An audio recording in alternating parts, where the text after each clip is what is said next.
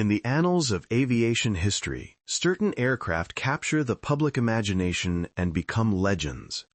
The B-17 Flying Fortress, with its elegant lines and fortress-like defensive armament, became the symbol of American strategic bombing. The B-29 Superfortress, technological marvel that ended the war with atomic weapons, represented the pinnacle of wartime bomber development. But there was another heavy bomber, less glamorous and less celebrated, that was actually produced in greater numbers than any other American military aircraft in history. It was the consolidated B-24 Liberator, and over 18,000 of them rolled off assembly lines between 1940 and 1945. It wasn't beautiful. Crews called it ungainly, compared its shape to a boxcar with wings, and joked about its appearance. But it was effective, versatile, and available in quantities that overwhelmed Axis forces. This is the story of the bomber that won through numbers, reliability, and sheer presence rather than elegance or fame. The B-24's origins lie in the late 1930s when the U.S. Army Air Corps recognized the need for heavy bombers with greater range and payload than existing aircraft. The B-17, already in development, would become the cornerstone of American heavy bomber forces, but the Air Corps wanted alternatives, different designs from different manufacturers to ensure adequate supply and to hedge against potential problems with any single design. In January 1939, the Air Corps approached Consolidated Aircraft Corporation with a request to produce B-17s under license. Consolidated's response was bold. Rather than simply copy Boeing's design, they proposed developing an entirely new heavy bomber that would exceed B-17 capabilities. Consolidated's chief designer, Isaac M. Mac Ladden, led the design team. Ladden was an experienced aircraft designer who had worked on flying boats and understood the importance of aerodynamic efficiency and structural strength.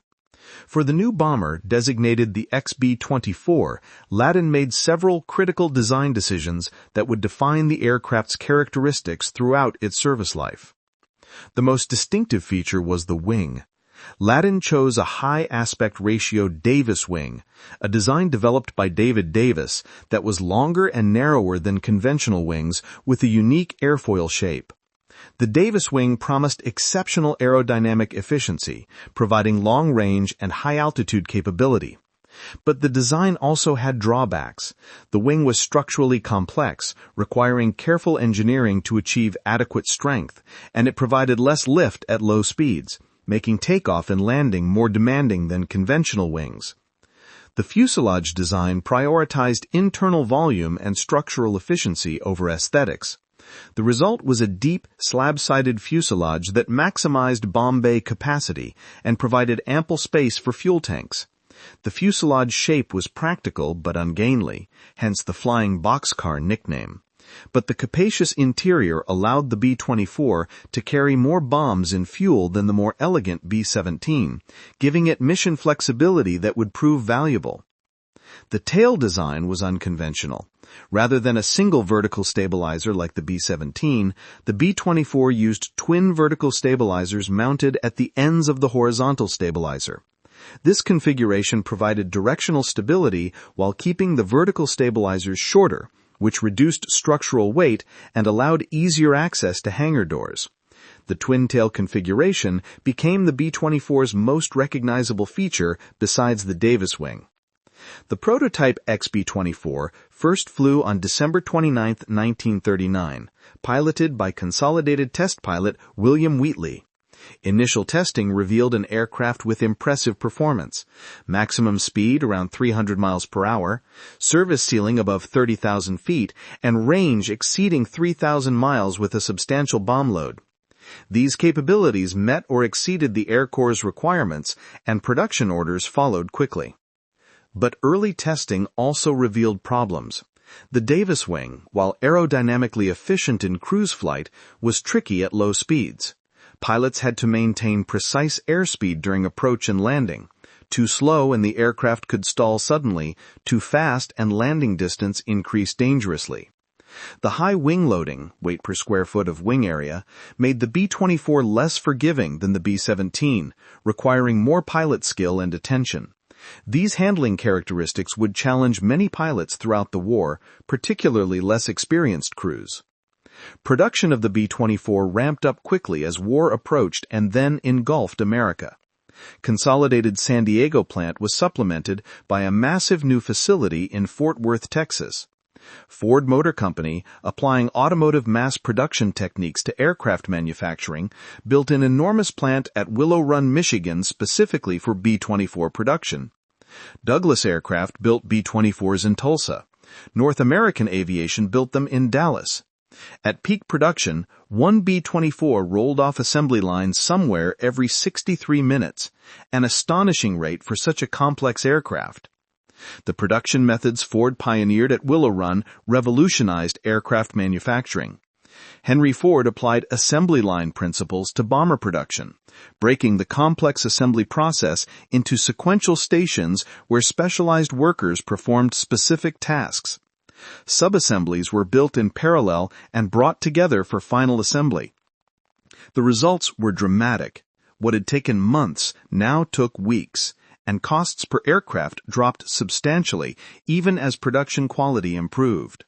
Willow Run alone eventually produced over 8,600 B-24s, making it the single largest aircraft production facility in history. Various B-24 models appeared as production evolved and combat experience drove improvements. The B-24D, which entered service in 1942, was the first mass-produced version, featuring uprated engines, improved defensive armament, and better fuel capacity. The B-24G introduced nose turrets for better forward defense. The B-24H improved turrets throughout. The B-24J incorporated numerous detail improvements and became the most produced variant with over 6,600 built. The B-24L and M were lightened versions with reduced armament for better performance. Each variant represented lessons learned from combat, translated into production modifications. The standard B-24J, which represented the mature configuration, had impressive specifications. It was 67 feet long with a wingspan of 110 feet. Empty weight was about 36,500 pounds, with maximum takeoff weight reaching 65,000 pounds. 4 Pratt & Whitney R1830 twin Wasp engines, each producing 1,200 horsepower, powered the aircraft. Maximum speed was approximately 300 miles per hour at altitude, with cruise speed around 215 miles per hour. Service ceiling was about 28,000 feet, and range with a 5,000-pound bomb load was approximately 2,100 miles. The aircraft carried 10.50 caliber machine guns in various turret and handheld positions for defense, and the cavernous bomb bay could accommodate up to 8,000 pounds of bombs. The crew consisted of 10 men: pilot, co-pilot, navigator, bombardier, flight engineer who also manned the top turret, radio operator who also operated waist guns, nose turret gunner, ball turret gunner, and 2 waist gunners. These 10 men lived and fought together in the cramped, cold, loud environment of a B-24 during missions that could last 10 hours or more. The crew positions were uncomfortable. The ball turret gunner was cramped into a tiny sphere beneath the fuselage. Waist gunners stood in the cold wind from open windows, and all crew members endured temperatures well below zero at high altitude. The B-24 entered combat service with the U.S. Army Air Forces in 1942, initially in the Pacific Theater. Early operations revealed both strengths and weaknesses. The long range was valuable in the vast Pacific, allowing attacks on targets that other bombers couldn't reach. The large bomb load meant fewer aircraft were needed for a given mission. But the demanding handling characteristics meant accidents were more common with B-24s than with the more forgiving B-17.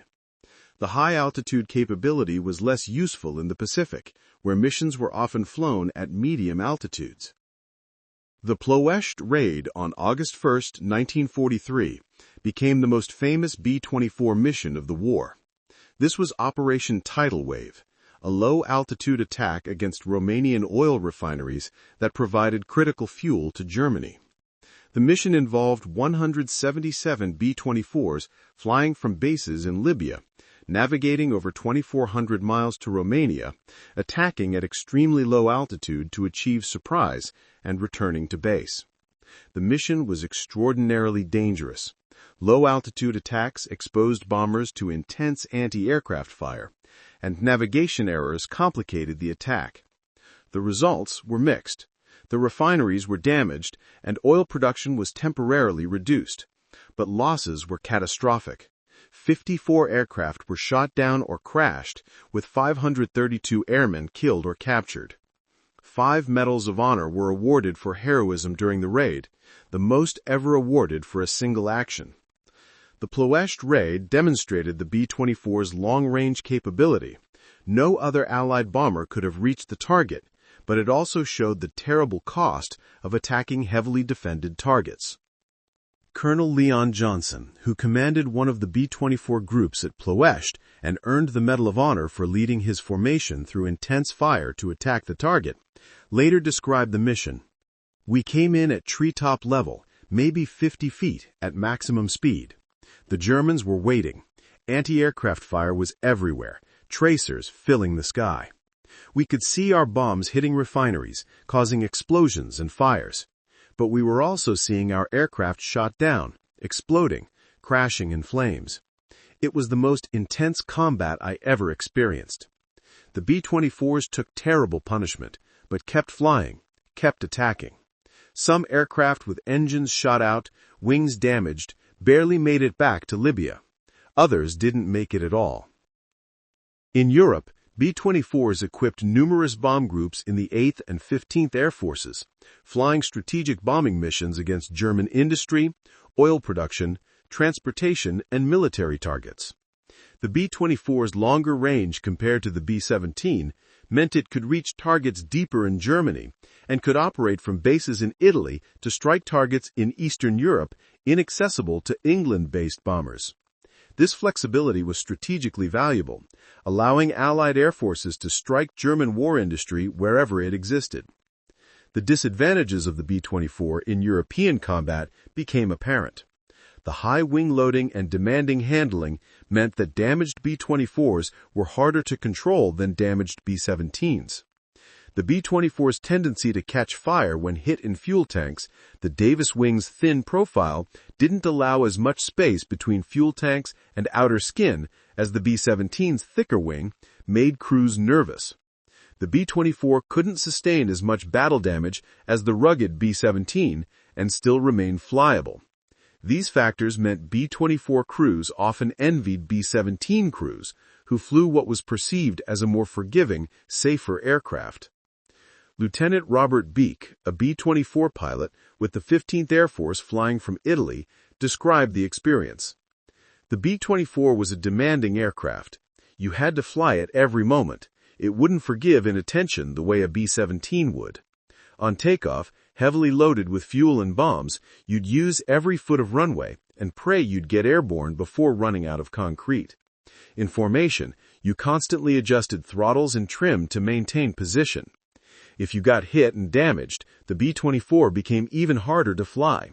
I saw B-24s go down when B-17s with similar damage limped home. But the B-24 could reach targets the B-17 couldn't, carry more bombs, and got us home more often than not. We learned to respect the aircraft and work with its characteristics."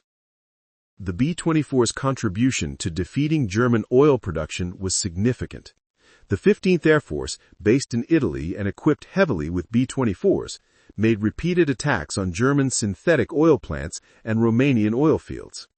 These attacks, sustained from spring 1944 through the end of the war, progressively destroyed Germany's fuel production capacity. Without fuel, German tanks couldn't move, aircraft couldn't fly, and the war machine ground to a halt. The B-24's range allowed it to reach these targets repeatedly, and the massive numbers of B-24s available ensured sustained pressure. In the Pacific theater, the B-24's long range made it ideal for operations across vast oceanic distances.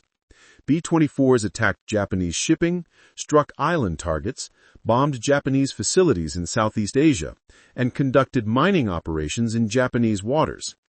The 7th Air Force in the Central Pacific and the 5th Air Force in the Southwest Pacific relied heavily on B-24s.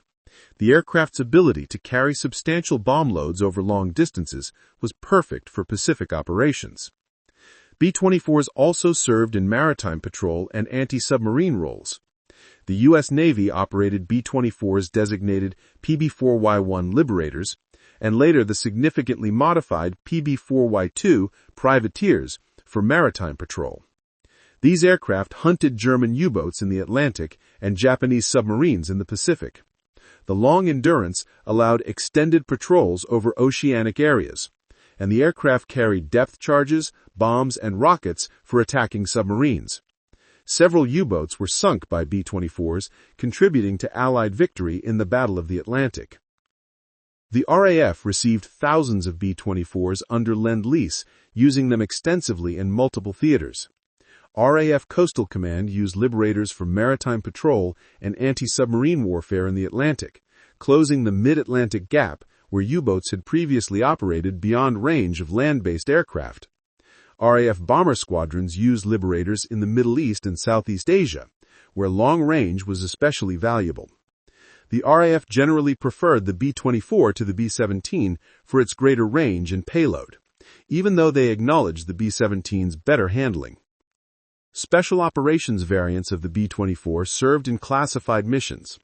The C-109 was a tanker version carrying fuel for B-29 operations over the Himalayas. Some B-24s were stripped of armor and most armament, fitted with extra fuel tanks and used for long-range reconnaissance. Others carried electronic countermeasures equipment and accompanied bombing missions to jam German radar. The versatility of the basic B-24 design allowed these modifications without requiring entirely new aircraft designs. The crew experience aboard a B-24 during combat missions was physically and psychologically demanding. Missions over Europe typically lasted 6 to 10 hours, with crews wearing oxygen masks above 10,000 feet and enduring temperatures of minus 40 degrees Fahrenheit or colder at altitude. The noise was deafening. 4 large radial engines produced continuous roar, supplemented by the sound of wind, gun turrets traversing, and machine guns firing during combat. Communication required intercoms, as normal speech was impossible over the noise. Combat was terrifying. German fighters would attack, closing at high speed and firing cannon and machine guns. Flak, or anti-aircraft artillery, would explode around the formation, shrapnel tearing through aluminum skin and fragile human bodies. Seeing other bombers explode, catch fire, or fall away with engines streaming smoke, while knowing you might be next, required extraordinary courage. The odds weren't encouraging. In the 8th Air Force, the statistical probability of completing a 25-mission tour was less than 50% in 1943, though it improved somewhat in 1944 as Allied fighter escorts became more effective. Ball turret gunner Sergeant Alan McGee experienced one of the most remarkable survival stories of the war from a B-24. On January 3, 1943, over France, his aircraft was hit by flak and German fighters. McGee's turret was hit, wounding him severely, and he fell from the aircraft without a parachute after the turret was torn away. He fell 22,000 feet and crashed through the glass roof of a French railway station, landing on the station floor. Incredibly, he survived with severe injuries but lived, spending the rest of the war as a prisoner. His survival was medically inexplicable.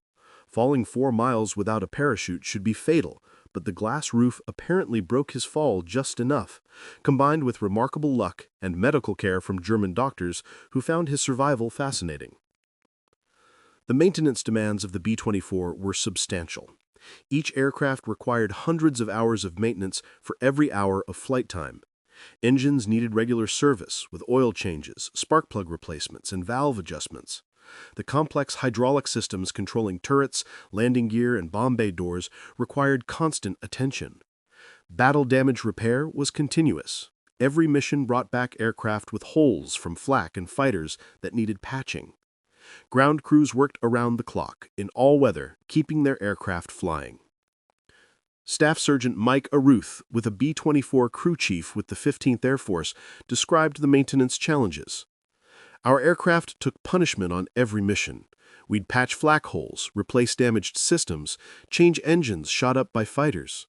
Sometimes we'd work all night to get an aircraft ready for the next day's mission. We took pride in our work. Knowing those 10 guys depended on the aircraft we maintained was powerful motivation. The B-24 was a maintenance-intensive aircraft. The hydraulic systems leaked, engines needed constant attention, and structural components suffered fatigue from heavy combat loads. But we kept them flying. When our crew took off for a mission, we knew we'd done everything possible to bring them home. Production efficiency continued improving throughout the war. Ford's Willow Run plant became legendary for its production rate and quality. By 1944, the plant was producing one complete B-24 every 63 minutes, with aircraft rolling off the final assembly line in an endless stream. This mass production meant that losses, while tragic for crews, could be replaced rapidly. The industrial capacity represented by B-24 production, 18,488 aircraft built in 5 years, overwhelmed Axis industrial capabilities and ensured numerical superiority. The cost per aircraft varied by variant and year of production, but averaged around $300,000, roughly $4.5 million in today's currency. This represented significant investment, but the economies of scale from mass production reduced unit costs substantially compared to hand-built aircraft. The B-24's production numbers meant spreading development costs across far more aircraft than lower-volume programs, further reducing effective cost per unit. Comparison with the B-17 revealed two different philosophies achieving similar ends through different means. The B-17 was more rugged, easier to fly, and could absorb more battle damage. The B-24 was faster, had longer range, and carried more bombs. B-17 crews generally preferred their aircraft, considering it safer and more reliable. B-24 crews defended their aircraft, noting its superior capabilities in range and payload. Both aircraft were effective heavy bombers that contributed substantially to Allied victory. The post-war fate of the B-24 was rapid retirement. With the war won, thousands of B-24s were immediately declared surplus. Many were scrapped, the aluminum was valuable and storage was expensive. Some were sold to civilian buyers for conversion to transports or tankers. A few served with foreign air forces. But within a few years, virtually all B-24s were gone from military service, replaced by newer designs incorporating wartime lessons. The irony of the B-24's story is that the most produced American military aircraft in history became the forgotten bomber. The B-17 captured public imagination and, post-war, became the symbol of American strategic bombing. The B-24, despite being built in greater numbers and serving in more roles, faded from popular memory. Today, far fewer B-24s survive in museums compared to B-17s, and many people have never heard of the Liberator while the Flying Fortress remains famous. Several factors explain this obscurity. The B-17 was more photogenic, with its elegant lines and impressive defensive armament. The B-17's name, Flying Fortress, was more memorable than Liberator. The B-17 equipped more bomb groups in the 8th Air Force, whose operations received extensive publicity. Post-war Hollywood films featured B-17s prominently while ignoring B-24s. And perhaps most significantly, B-17 veterans were more organized in preserving their aircraft's legacy, while B-24 veterans were less visible. But the numbers tell the story. 18,488 B-24s versus 12,731 B-17s. The B-24 was the more numerous, flew more missions, dropped more bombs, and served in more theaters and more roles than its more famous contemporary. The mass-produced giant, ungainly and unlovely, won through presence and persistence rather than elegance. It was the industrial might of America at its peak, the ability to design, produce, and deploy weapons in quantities that overwhelmed enemies through sheer material superiority. The B-24 Liberator's legacy lies not in being remembered, but in what it accomplished. It helped destroy German industry and oil production, contributed to victory over U-boats in the Atlantic, struck Japanese targets across the Pacific, and served in dozens of roles, from strategic bombing to maritime patrol to cargo transport. The 10-man crews who flew B-24s faced the same dangers, showed the same courage, and made the same sacrifices as their more celebrated counterparts in B-17s. They deserved equal remembrance. From Isaac Ladden's design studio at Consolidated to the assembly lines at Willow Run, from the skies over Ploiești to the Pacific Islands to the industrial heartland of Germany, the B-24 Liberator proved that sometimes the most important weapons aren't the most famous ones. The ungainly giant with the Davis wing and twin tails, the flying boxcar that crews joked about but relied upon, the most produced American military aircraft in history, earned its place through service rather than style. It was the mass-produced giant that helped win World War II.